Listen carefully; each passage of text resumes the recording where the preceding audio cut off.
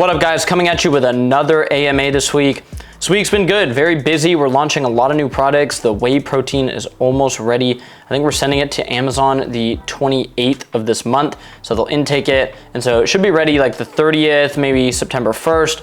But I'm super excited to launch this whey. It's grass-fed, grass-finished whey isolate from Irish cows, from A2 cows. It's the cleanest whey I've ever tried in my life. The ingredient roster, which you'll see, is amazing. It's delicious, and it's gonna be affordable. We also just launched our ashwagandha and Tonga Ali. Those are on our website, santacruzpaleo.com. Any 2 items you get, use the code SantaCruz10 at checkout. We're also doing a big restock of the electrolytes. By the time you're watching this, they're probably back in stock on Amazon and on our website. And we're launching lemonade and kiwi very soon. So you've left questions below. Let's get into this week's AMA. Let's go. This question is, Brendan, are there any foods that can cure acne? So when we look at acne, we know, I talk about this all the time, it is a gut disease. It starts in the gut, okay? We have our gut, our immune system, and our hormones. This is gonna dictate your skin health. And you might think, oh, I break out when I eat this, I break out when I eat this. Yes, that can definitely be real because certain foods can irritate the gut. I have a whole ebook. If you look at the link in like my Instagram, it's like $2 or something. I don't make any money on it. It's just how to fix your skin via diet. The foods that are probably gonna make you break out are very high processed sugar foods or foods that you personally have a reaction to. Now, I think wheat for a lot of people is a common trigger. I would definitely eliminate wheat for 30 days. Dairy can either be a soothing food for the skin or a trigger depending on if you tolerate it or not. Many people do tolerate it, but you wanted to really test that out. Alcohol is a food that will, it'll make you break out. So alcohol is definitely not something that's good for the skin and the microbiome. So there are some foods, but you really want to look at that ebook that I have. Overall, if you just want to start somewhere simple, eliminate all processed foods for 30 days. Eat a healthy diet full of fruits, vegetables, and protein. The next question is, Brendan, does too much sodium cause high blood pressure? The answer basically is no. Now, they've done some studies where they survey people and they say, hey, this group that ate more sodium had higher blood pressure. Well, that's because they're eating fast food. There actually have been studies on salt and blood pressure, and the results are sort of skewed. We see Dr. James DiNicolantonio has some studies on PubMed where he really questions the research on salt. There were wars fought over salt. Our body needs salt. When you sweat, you lose sodium, potassium, and magnesium, and replenishing that is good for you. That's why we make a salt-based electrolyte. Unless you have crazy high blood pressure or your doctor has told you to not consume salt or something, you do not need to worry about salt, and it can be a really good performance enhancer. The next question is, Brendan, how can I convince my overweight parents to exercise and live healthier? This is gonna go into living by example. You have to be dialed in, first of all. We just need to get that out of the way. Now, the second thing is you can get them to take walks with you. That's probably the best thing ever. Just go on walks with them, make those walks harder. Say, hey, do you wanna do hikes? That's gonna start to make them healthier right out the gate. And then what you wanna do is cook for them or do recipes with them. And those recipes should be healthy, high protein, all that. So now you've just taken them on a long hike and you're saying, I'm gonna make you some food. You make a healthy meal. If you start doing that 3 or 4 times a week, they are going to be significantly healthier. And then you can also expose them to content, like so many health creators out there, like myself. Start showing them YouTube videos. Start being like, wow, isn't it crazy that we were lied to about red meat? Let me show you something. If they're interested in it, they'll tune into that. Don't overdo it. Just start with the basics. Walk, cook them healthy food. The next question is, Brendan, how do you balance cardio and the gym? Obviously, this is somebody that wants to get in total shape like I am, which is cardiovascular health and weightlifting. On my days where I'm doing an extremely hard lift, let's say I'm doing legs and I'm gonna torture my legs. I'm gonna go hard on hack squat, leg press. I am not gonna overload on cardio that day because most cardio, you're using your legs. I'm not gonna go crazy on cardio that day. What I do is about 3 days out of the week, I hit some cardio. One of those days is basically more steady state cardio, not too difficult, maybe 30 minutes at a moderate pace. One of those days is a cardio only day where I'm not doing weightlifting. Sometimes it'll be hard rounds at jiu-jitsu or a mountain bike ride. Sometimes it'll be the assault bike. I'm gonna go hard that day on cardio. I'm gonna do, a long warm up, 20 minutes to get that steady state cardio, and then I'm gonna do some interval sprints. I'm gonna really get my heart rate up that day, but I'm not lifting weights that day. The next day I'll do a mixture. Maybe I'll ride the bike 30 minutes, pretty hard before a weightlifting session. Or maybe I'll go to jiu-jitsu, do some jiu-jitsu, and I'll lift weights in the same day. You really do have to bounce it, and depending on your goals, you're gonna wanna bounce it different ways, but you absolutely can mix them. Try to, if you're a runner, you're getting a lot of cardio with your legs, not do cardio on leg day. The next question is, Brendan, what do you think about Dr. Squatch soaps? So what I think about Dr. Squatch is they make a good bar soap. I've done some videos on their bar soap. I think it has great ingredients. I think it's totally a good option. They have a bunch of products and they're owned, I think they are owned by a big company. Let's look that up right now.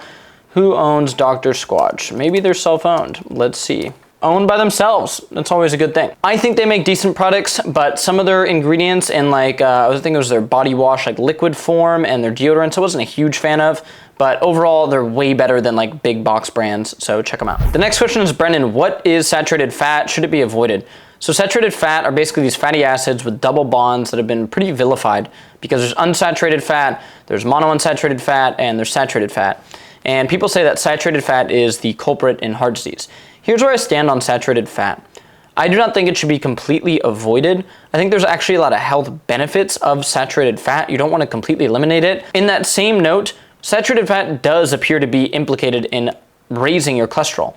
Now, if this is of severe concern, it is hotly debated right now by cardiologists, by people in the health community, of the relationship between cholesterol, high cholesterol, and heart disease. Because people will go their whole lives with high cholesterol and never get a heart attack. There's also plenty of people with low cholesterol that will get a heart attack. In general though, in most people in the Western civilization, Western society, people with higher cholesterol do get heart attacks. I wouldn't worry about slightly higher cholesterol if you're eating very healthy, personally, if you have good cardiovascular health. However, I'm not one of these people that's gonna go crazy with saturated fat, eating sticks of butter, trying to get as much saturated fat into my body as possible. I'm not doing that. However, if you eat normal food and you're like, oh, I'm eating red meat, I'm eating eggs, I definitely don't think you should worry about the saturated fat. Helps with hormone production, helps with skin health, it's really nutrient dense. So I wouldn't worry about it if you're healthy and eating it in the context of a normal diet. The next question is, Brendan, what are your thoughts on midday naps, especially around 5 p.m.? I mean, okay, here's my thing on naps. Naps can be beneficial. There's definitely a lot of studies showing that naps can be healthy. The studies from this show that naps of 20 minutes are healthy. If you are napping for longer than 20 minutes a day, 30 minutes a day, you're probably just, you're sleeping in the middle of the day. I think it's totally fine, right? And it's good to get good sleep. But if you're young and listening to this, when do you have time to nap? If you're really like on your goals and you're really trying to achieve stuff, when do you have time to nap? If you're on vacation or something, or maybe you want to get a 20-minute nap in, okay, totally. Everyone has 20 minutes, right? But I would be really concerned if you're napping a lot and at 5 p.m., like aren't you going to go to bed at 11? Why are you napping at 5 p.m.? The next question is, Brendan, can we have a rundown of the supplements that you take daily? So I do take a lot of supplements. I run a supplement company. So what I'm going to do is take you through the basics that I take. Why I'm doing that is I test out a lot of supplements. Like I'm testing out our pump pre-workout right now. I'm testing out our whey protein. I'm testing out some other herbs and stuff. I'm not going to get into all that, but I'm going to get into what I do take daily. First thing, in the morning, if it's not summer, I'm taking vitamin D. Why is that? I'm not getting enough sun usually in the summer if it's not summer, so I'm taking vitamin D. The next thing I take in the morning is Tongat Ali. We just launched our Tongat Ali. I take that in the morning. I take Food of the Gods before I work out. I take 5 of them. This is going to give my body a bunch of minerals, get my grass-fed beef organs in. It's also going to give me gelatinous maca and N-acetylglucosamine. N-acetylglucosamine is amazing for your joints. Gelatinous maca is amazing just for that, you know, vitality. It's used as a supplement in Peru. It's been used for thousands of years. I'll usually have my protein shake with creatine. Those are kind of food-based supplements, but that is something that I take. I take citrulline. I do about 6 grams of citrulline malate, and I do that on days where I'm training, which is almost every single day I'm working out. That is for blood flow. I'm a huge fan of citrulline. I will take a scoop of our electrolytes daily. On hard workout days, I'm doing 2 to 3 scoops. It's going to get me my potassium, my sodium, and some magnesium. In the evening, I'm going to take magnesium and our Santa Cruz Paleo Deep Sleep Caps. Sometimes I use our Santa Cruz Medicinals Deep Sleep Caps. Those are a bit more potent. And then I'm experimenting with a lot of stuff. I've tried taking a glycine lately. Glycine's like a supplement for sleep. Very interesting. I've experimented with taking astaxanthin, although I'm concerned about the blocks that it does to DHT. I'm doing some lab work on that. So, you know, I've taken omega-3s in the past. I don't currently take omega-3s because I eat enough fish. And then I will do a few rounds of our plastic detoxifier caps per year. So only go through about 3 bottles of those per year. It's going to give me DIM, glutathione, alpha lipoic acid, and some other beneficial compounds for liver detox, xenoestrogen detox, like calcium D-glucarate. So I go through some of those, but I'm currently not taking those. Those are some supplements that I take on a daily basis. Actually, when I say it all, it's not that crazy of an amount, but those are some things I take. This question is, Brendan, it seems like you changed your mind on raw milk. Would you still recommend drinking regular milk? So I didn't change my mind on raw milk. What I am saying is that it can be dangerous to consume. I realize people are buying it from pretty shady sources. I wouldn't drink raw milk from a shady source. I know where I get my raw milk. And overall, look, here's the deal with raw milk. It can be a dangerous food. It is not the safest food to consume. Neither are oysters. Neither is sushi. Neither is lettuce. Lettuce kills hundreds of people per year. Oysters kill many people per year. I don't see anybody making content about the dangers of lettuce or oysters. They make content about the dangers of raw milk. And you know what? They're right. But I do a lot of stuff that's dangerous. I surf, I do jiu-jitsu, I'll eat oysters, I'll eat lettuce, okay? Those things can be dangerous, and I will drink raw milk from raw farms. You don't need to drink raw milk. I still get pasteurized milk. I get this brand Alexandra's. They do a low temp pasteurized milk. There are no negative effects of drinking pasteurized dairy. You're not going to have some negative effect of drinking it. So pasteurized dairy is completely fine. I still would look for low temp pasteurized because maybe some of those probiotics can survive, but there's not some huge downside of drinking pasteurized dairy, and I've never said that. The next question is, Brendan, how can I make homemade electrolytes? So as somebody who sells electrolytes, I'm about to tell you how you can recreate these at home. It's not the easiest thing to do, and it's pretty hard to get the taste right and the ratios, but it's not impossible. And I'm not gonna be so selfish to be like, oh, only you have to buy mine. No, you could probably make these at home. What you'd want to do is get some really high quality sea salt. And then you'd wanna get some potassium. So you can get new salt, no salt, sorry, I always call it new salt, which is just potassium chloride. And then you can get some magnesium glycinate powder, and you can basically make it into the ratio that is in our products, which I think is the best ratio, a bit more salt. So it's 1,000 milligrams of sodium, 200 milligrams of potassium, and 30 to 40 milligrams of magnesium. I think that's a good ratio. And then to flavor it, you could throw in some stevia, you could throw in some citric acid, to make sure it's derived from citrus. You could throw in, some natural fruit flavor. You could do whatever you want, and you could probably make your own batch of electrolytes. Now, I will tell you from experience of making electrolytes, it is sort of difficult to get perfect. It's sort of difficult to measure that out. We have some pretty expensive machinery that does this, but if you want to make them yourself, you can. I will say that the price isn't going to be that much better than our electrolytes because we barely make money on these. We're just trying to get you low-cost electrolytes. So go for it, you totally can, and that's how you do it. The next question is, Brendan, are there any benefits of consuming local bee pollen, or should I just get local honey? So there are some interesting studies on bee pollen, and there's actually a viral trend right now going on where women are saying when they take bee pollen, their right here grows, and people have theorized this is because some basically effects on estrogen and other hormones that bee pollen can have. I don't really buy all that personally. Looking at studies, I just don't see how that could really have that massive an effect. I think bee pollen can be a good supplement if it's something you want to throw in your protein shakes and you like it, it's totally fine. I get the benefits from, bees basically eating my local raw honey. I think there's plenty of benefits consuming high quality honey. The next question is, Brendan, your electrolytes are sold out. When will you restock them? We're doing a big restock. So Amazon's getting a big batch this week. They're getting another big batch next week. So we will build up stock of those, and we'll also have more flavors, which will keep everything in stock. When you have more flavors, there's more variety in what people buy. And so it helps with the stock of those electrolytes. What happened was we sent them a pretty big batch, and some videos went viral on electrolytes, our electrolytes, and they pre-sold out before they even basically hit Amazon. So if you see them in stock and you're watching this, go get them. We have orange, mango, lemon, lime, dragon fruit, and lemonade and kiwi are gonna launch soon. The next question is, Brendan, have you tried the Five Guys protein style burger yet? No, I haven't yet, but I will try to go. I'll go with Lance and we'll film a video on it. We've been doing these restaurants that are like pretty good options. So like Buffalo Wild Wings, we went to Outback Steakhouse, and we ate there because they cook with beef tallow. So I'll do a Five Guys protein style and I'll let you know how I like it. The next question is, Brendan, is it recommended to drink electrolytes before bed? So the most important time to drink electrolytes is probably about 45 minutes to an hour, maybe 30 minutes before exercise and during exercise. Now, I also drink them in the evening. So almost every day after my workouts, after my day is done, usually around 8, 9 p.m., I'm in my sauna and I'm gonna get a good sweat in. I do that about 5 days a week.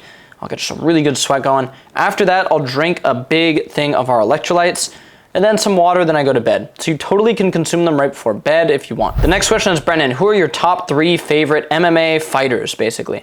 So my number 1 favorite is Todd Duffy because he's my buddy. I see him almost every week. That's my guy. I've known him for like 8 years. Todd Duffy, number 1. Got to put him up there. 2, I really liked Anderson Silva in his prime. When Anderson Silva was coming up in his prime, just kneeing people in the head, it was so fun to watch. Definitely one of my favorites to watch by far. And number 3, I will say Khabib. I like that style. Like, how are you going to solve that style? And people say, oh, he didn't fight, really good competition. Khabib fought very good people. And also in the training room, my buddy Todd actually trained at AKA. He trains at AKA still. And Khabib, obviously, like, they have tons of stories of him. And everybody that trains them says, dude, this guy was the best in the world. Nobody could beat him. He was insane. His grappling, his technique. So got to go with those 3 right there. But let me know below who you think. Who are your top 3? The next question is, Brendan, what are your thoughts on thermogenic fat burners? So unfortunately, these fat burners really don't work. Any supplement claiming to increase your metabolism is probably BS. Now, there are some substances like caffeine that can limit your appetite, which I could see maybe being beneficial in losing fat because you're not going to crave those calories as much. But fat burners, guys, are a joke. You shouldn't spend your money on them. If you want to lose fat, you need to go into a calorie deficit, eat real whole food, exercise like a demon, track your calories, go into a deficit. You will lose weight over time if you do that. The next question is, Brendan, what are some good books sort of about this diet stuff? I'm going to tell you one that I really like. It's called Catching Fire by Richard Wrangham. And he's an anthropologist, and he talks really about the history of human beings, Homo sapiens, and also when we started to basically use fire to cook with, and how this changed what we ate as human beings, how we prepared food. Very interesting, and it gives you some, insight into the anthropological context, and it also talks a lot about meat, which I love. The next question is, Brendan, what would you recommend for somebody with high cholesterol? My dad has high cholesterol, and I want him to eat, more animal-based, but a lot of the foods have high cholesterol. So what you'd really want to do is find foods that don't have a lot of saturated fat, but if they have cholesterol, that's not really a nutrient of concern. You could get them more lean cuts of meat, and you can get them, even foods like eggs. I mean, look into the cholesterol myth that's going on. I'm not saying the cholesterol myth means that cholesterol is not any concern whatsoever, but if your dad doesn't have like heart symptoms and he's talked to his heart doctor, eating cholesterol will not raise his cholesterol. Eating saturated fat will, but eating cholesterol won't. The next question is, Brendan, I'm a freshman in college and I'm in my dining hall. I got to eat this food. What can I do? So I know this one very well because I was in college and we had the dining hall. What do? How do you manage this? What you want to do, first of all, is find good eggs. Most of these places, you have to check if they're real eggs. And I know it's crazy to say, but some of these mass food companies don't even put real eggs. If they have real eggs, go in on those. Start your day off with eggs because they're not really going to mess up that too much. The next thing is talk to some of the people behind there. Be like, hey, I want to eat protein. I just want like lean protein, not too much on it. Try getting protein that doesn't have a lot of sauces on it, sugar, all that BS. The next thing you want to do, go to Target, get an air fryer, put it in your dorm room. I know that might get you kicked out of college, but whatever. Get an air fryer, put it in your dorm room, and what you can do from there, you can also get a crock pot. You can make stews. You can make chicken wings. Honestly, make, your friends some chicken wings. They'll probably love you. And that is a really good option right there. You can also get a blender, put in your dorm room, and be doing a lot of protein shakes, a lot of beef stews, a lot of chicken wings, other recipes in the air fryer, and then using the dining hall to sort of supplement what you eat. Get after it. The next question is, Brendan, when is the steak seasoning dropping? We're planning on dropping that probably late September. We're perfecting it right now. It's really the best steak seasoning ever. We had like 7 of them here. They're gone. I had friends come and steal them because they're so good. What we did there is keep it really simple. We just went with the highest quality ingredients that are simple. So we did like all natural mineral salt, like the salt that just has this delicious flavor for meat, because salt has different flavors, right? And then we went with some garlic, some rosemary, some really high quality mold-free black pepper. It's absolutely amazing. Then we have a version with paprika to give that smoky flavor. So good, very simple, but delicious. The next question is, Brendan, I don't see you talking about the plastic detoxifier caps. Are they still for sale? So they did go out of stock for a little bit, so I wasn't really talking about them as much. This is a supplement that I don't take often. I only go through like 2 or 3 bottles of this per year. And it's just a really, honest thing. I run a supplement company, but this isn't a supplement you need to be taking daily. The plastic detoxifier caps work like this. Your liver and your hormones are affected by microplastics. We just saw that microplastics were found in the human heart. This is crazy. And I think it's a huge issue, and I've been talking about it for years. Now it's finally coming to the surface. So DIM is going to help your body detox xenoestrogens as well as calcium D-glucarate. It's going to help your body detox those xenoestrogens. Alpha-lipoic acid and glutathione are going to help your body get rid of some of the damage that it does to your liver, because those raise your body's master antioxidant, which is glutathione. So they're amazing, but you only go through like 2 bottles of them, 3 bottles of them per year. So when I'm taking them, I'll talk about them, but I'm not taking them right now. The next question is, Brendan, what are your thoughts on vitamin A toxicity? So if you eat a normal diet, you're not gonna get this at all. Even if you're eating a good amount of raw beef liver, you're not gonna get vitamin A toxicity. Now, I guess this could be a problem if you're supplementing with vitamin A, which you shouldn't really be supplementing with vitamin A. Get that through good animal foods, good retinol. And you can also get it through plant foods through beta carotene, although the conversion is less. This is why animal foods are amazing, but foods like sweet potato, carrots, other veggies have vitamin A in the form of beta carotene. That can be beneficial, but you don't really need to worry about vitamin A toxicity in the context of diet. All right, that is it for this week's AMA. I hope I got to your questions. If I didn't, leave your question below and I will get to it, and leave new questions for next week. Got a lot of fun stuff this week. I'm cooking some good recipes. Let me know what recipes you want to see below. And we're restocking electrolytes finally, and we're launching the whey towards the end of this month. Very excited for that. It's the best whey protein ever. I hope you try it when it comes out. I appreciate you guys so much. I'll talk to you soon.